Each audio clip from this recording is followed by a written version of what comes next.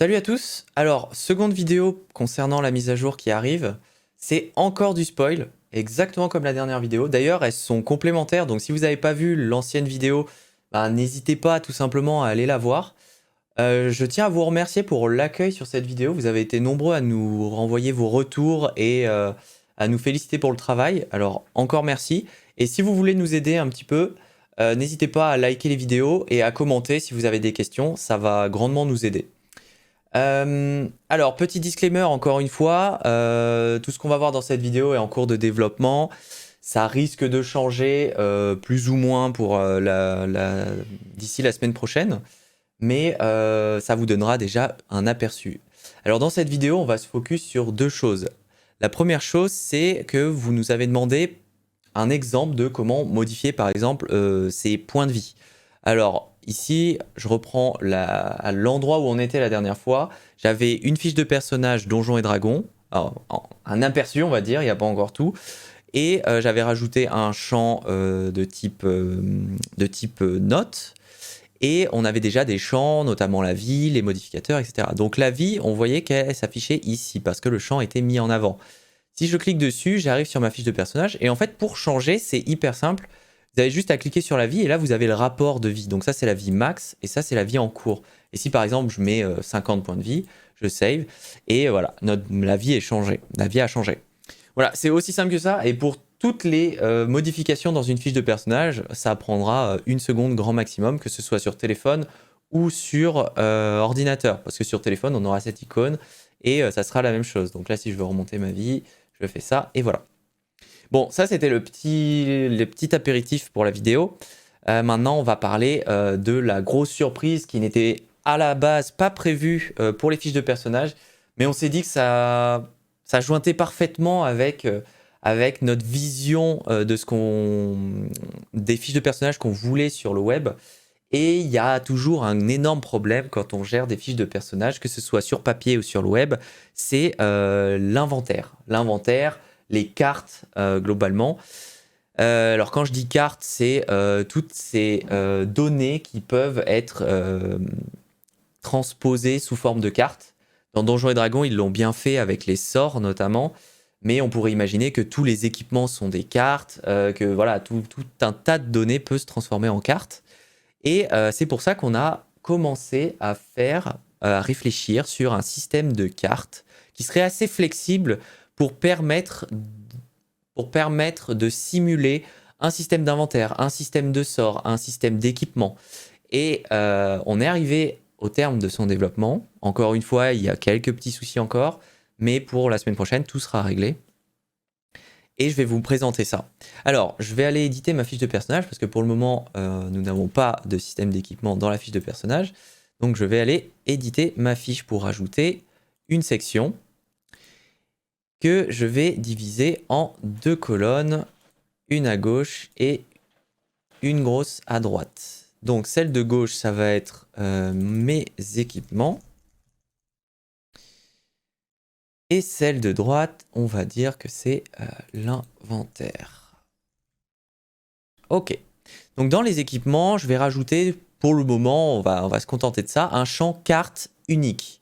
Alors carte unique, pourquoi? Parce que quand on va avoir, enfin dans mon cas en tout cas, quand je vais créer ma fiche de personnage, je vais me dire, ok, mes personnages, mes joueurs peuvent équiper une épée, enfin quelque chose dans leur main gauche, quelque chose dans leur main droite, quelque chose sur leur tête, sur leur armure. Donc là, je vais en créer deux par exemple. Je vais créer main gauche par exemple. Donc je ne m'attarde pas sur les paramètres. Si vous avez envie d'en savoir plus, rendez-vous sur l'autre vidéo.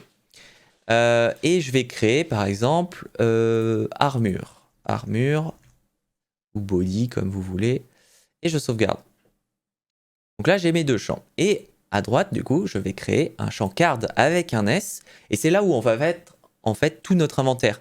Parce que finalement les épées, la bouffe qu'on peut trouver dans le jeu, tout ce qu'on va trouver, les pierres précieuses, les machins, bah finalement tout finit dans l'inventaire. Et c'est ça qui est difficile à gérer sur un jeu de rôle sur papier. On va forcément avoir un inventaire long comme mon bras.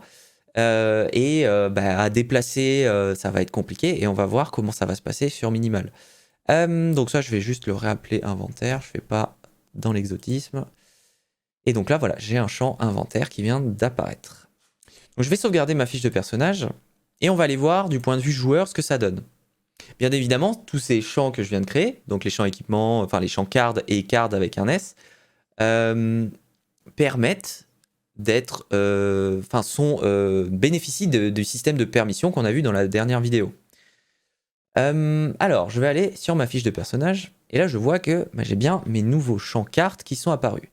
Donc je vais aller dans mon inventaire et je vais dire oh, ok, j'ai eu une épée de feu, j'ai gagné une épée de feu, enfin j'ai trouvé une épée de feu dans un coffre.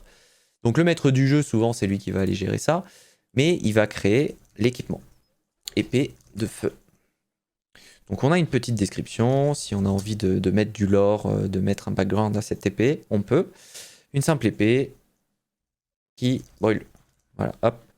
Et donc on a un système de pastilles. Alors c'est une des méthodes, même l'unique méthode qu'on a trouvée pour permettre à ce système d'être assez flexible pour pouvoir gérer à la fois des sorts, à la fois des équipements, à la fois des objets, peu importe, on peut tout gérer.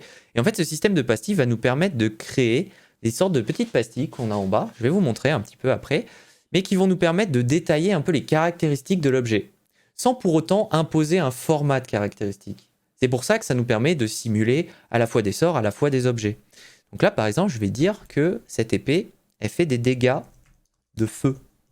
Je vais mettre comme valeur qu'elle fait 1 dégât plus 4. Je vais mettre un petit icône de feu. Hop. Et je vais mettre qu'elle est rouge. Voilà, je save. Et là, je vois voilà, que mon équipement, dans ce cas présent, a cette pastille, dégâts de feu, 1 d 4 plus 4.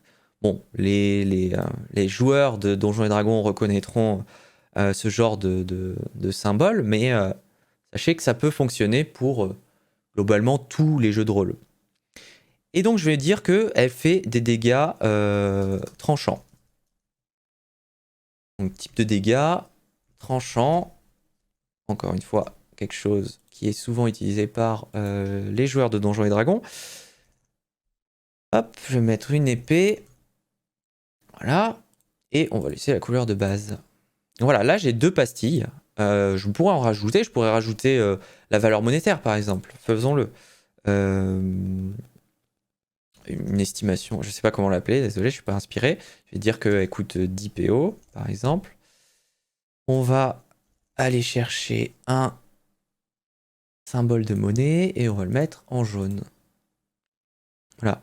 Bien évidemment, vous pouvez choisir aussi des couleurs custom, si vous avez envie d'exotisme. Et je vais sauvegarder. Et là, voilà, j'ai une carte qui vient d'apparaître. Alors, dans le futur, elle apparaîtra plus petite. Je pense que si j'en crée une deuxième, je vais en créer une deuxième pour vous montrer.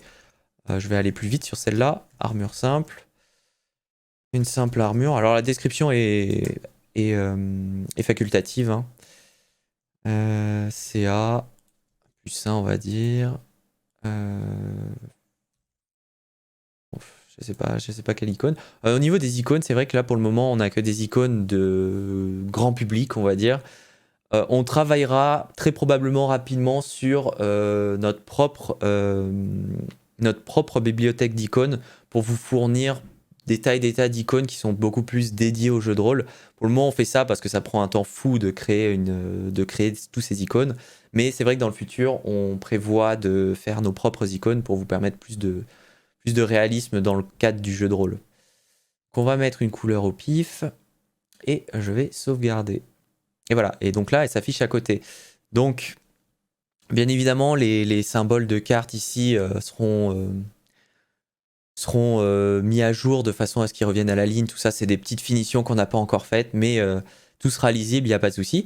Et donc là ce qui est intéressant c'est que quand on compare avec une feuille de personnage papier par exemple, le système d'équipement va être très pénible, c'est-à-dire qu'on va pouvoir récupérer une épée, on va l'écrire au crayon papier souvent dans notre inventaire, et si on veut l'équiper, il faudrait techniquement la rayer de l'inventaire ou mettre un petit marqueur comme quoi elle est équipée. Voilà, il n'y a pas de façon simple pour que ça fonctionne. Nous en fait on a fait en sorte que toutes ces cartes puissent être déplacées au moyen d'un clic vers d'autres champs de type carte, que ce soit des cartes multiples ou des cartes simples. Pour donner un exemple, je vais cliquer sur mon épée de feu et je vais la mettre dans ma main gauche. Je clique dessus, donc là elle est collée à mon curseur, et je vais cliquer sur ma main gauche. Alors là, vous voyez que ça fait un peu n'importe quoi avec le layout. Ça sera pas comme ça forcément dans la vraie version. Mais vous voyez un petit peu à quoi ça ressemble. Et je vais faire pareil pour l'armure. Et voilà. Et bien évidemment, si je veux déséquiper, bah, j'ai juste à faire la même chose. Voilà. Je peux même les réordonner à l'intérieur. Donc je peux faire ce que je veux. Et ici, j'ai un champ de recherche qui me permet aussi d'aller chercher en fonction de certains paramètres dans les pastilles ou dans les descriptions des objets de mon choix. Donc si l'inventaire est pollué de plein de petites choses, eh bien on pourra faire des recherches. Voilà, donc c'est tout pour cette vidéo. Bien évidemment, petit truc, si je reviens sur la fiche, tout est sauvegardé, bien sûr. Il y aura possibilité de éditer et de supprimer et de gérer les permissions comme pour les autres types de champs. Mais voilà, c'est la grosse surprise de cette mise à jour. On est très fiers de ce système qui mérite encore un petit peu de peaufinage, mais d'ici la semaine prochaine, ça sera bon. Et en attendant, je vous remercie encore de regarder cette vidéo.